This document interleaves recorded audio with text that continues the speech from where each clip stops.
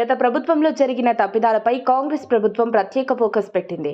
ఇప్పటికే పలువురు కీలక నేతలకి వివిధ అంశాలపై నోటీసులు వెళ్లాయి. ఇక తాజాగా గత ప్రభుత్వంలో హెచ్ఎండిఏలోని అన్ని తానే వ్యవహరించిన అధికారి శివబాలకృష్ణ వ్యవహారం రాష్ట్రంలో కలకలం రేపుతోంది. ఆయన చాలా మంది ప్రముఖ నేతలకు బినామీగా ఉన్నారనే ఆరోపణలు వినిపిస్తున్నాయి. ఇప్పుడు ఆయన అరెస్టుతో ఒక్కొక్కటి పలు కీలక విషయాలు బయటకు వస్తోంది.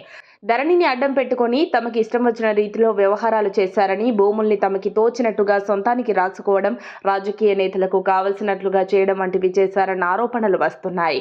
ఈ క్రమంలోనే మాజీ సీఎస్ సోమేష్ కుమార్ కు హైదరాబాద్ శివార్లలో పెద్ద ఎత్తున భూమి ఉన్న విషయం బయటపడింది. ఏకంగా 25 ఎకరాలు ఆయన తన భార్య పేరిట కొన్నారు. యాచారం మండలం కొత్తపల్లి రెవెన్యూ పరిధిలో ఈ భూమి ఉంది. ఇక్కడ ఎకరా భూమి విలువ 3 కోట్లుగా ఉంది. అంటే ఆ భూమి విలువ 75 కోట్లు. బహిరంగ మార్కెట్లో అంతకు ముందు నుంచి 5 రెట్లు ఎక్కువ ఉండొచ్చని అంటున్నారు. ఈ భూమి సోమేష్ కుమార్ కు ఎలా వచ్చిందో తెలియడం లేదు. ఖాతా నంబర్ 5237 అనే నంబర్ ఎలా వచ్చిందో కూడా ఎవరికి అర్థం కావడం లేదు. ఈ భూములను సేల్ డీడ్ ద్వారా కొనలేదు. సాదా బైనామా ద్వారా భూమి కొన్నట్లు తెలుస్తోంది. దీనికి సంబంధించి స్టాంప్స్ అండ్ రిజిస్ట్రేషన్ శాఖ వెబ్సైట్లో ఏ విషయం కనిపించడం లేదు. ఈ స్కామ్ను తవ్వితే మొత్తం బయటకు వస్తాయని అంటున్నారు.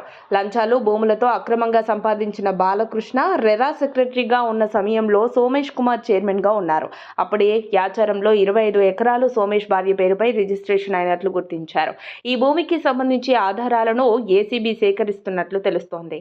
మరోవైపు సరైన పద్ధతిలోనే భూమిని కొనుగోలు చేసినట్లు సోమేష్ కుమార్ చెబుతున్నారు.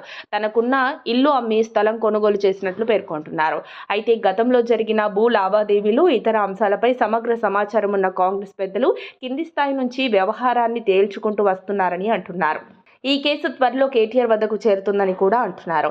కేటీఆర్ కు తెలియకుండా హెచ్ఎండీలో ఎలాంటి అనుమతులు రావడం, ఫైల్స్ కదలడం వంటివి జరిగే పని కాదని అంటున్నారు. మొత్తంగా శివ బాలకృష్ణ, సోమేష్ కుమార్ వ్యవహారం తెలంగాణ రాజకీయాల్లో సంచలనంగా మారే ఛాన్స్ కనిపిస్తోంది. మరి ముందు ఎలాంటి పరిణామాలు జరుగుతాయో చూడాలి.